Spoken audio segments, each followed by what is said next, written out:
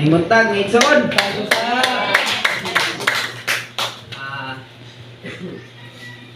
Dako ko pasalamat sa Ginoo kay naagyoy gibuhat nga milagro sa akong kinabuhi. Sa una, sugod ko sa wala pa ko na nagkinabuhi uban kang Kristo kay.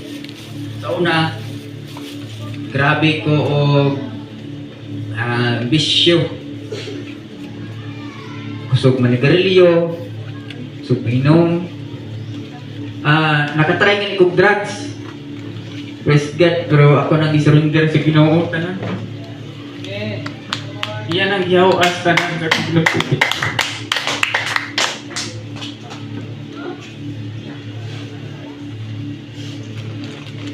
Salamat ko sa Ginoo nga iya gikong gipa-encounter, iya gikong gihalog.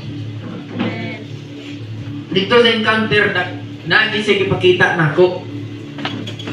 Sige ipakita nako.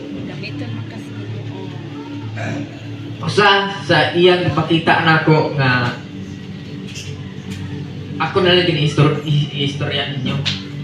Nga ang gibuhat sa Ginoo sa encounter sa akong kinabuhi. Nag-istorya na namin sa kuwang asawa. Bila yung pinakagwapang ako. Istorya ako niya. Gahapon pag uli na nag-drive sa motor, istorya din ako niya na mo na ipakita sa Ginoo sa kuwa. Sa dihang katong nag-deliverance na o katong sa Holy Spirit, naagi ipakita ang Ginoo sa kuwa.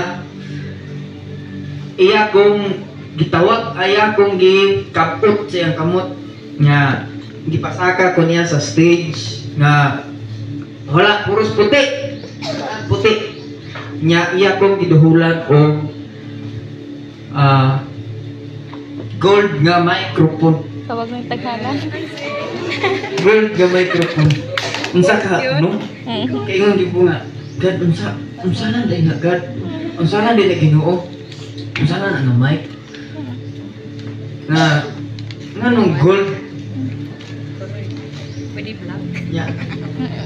Gani dugay kay ko nakamata. Pag green sa cellphone dali kay ko balikan ka. Naapa man dai ko impikwa. Dali anak ko nagawid.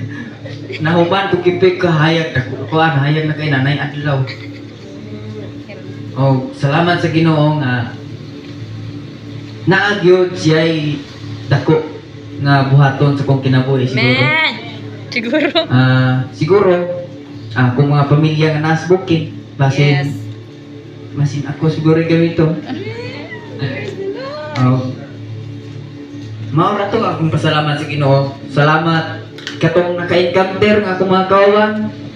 Kuya Chris, katong uban pa diha. Naot ko nga gihalog mo sa Ginoo. Maura to. Daghang salamat.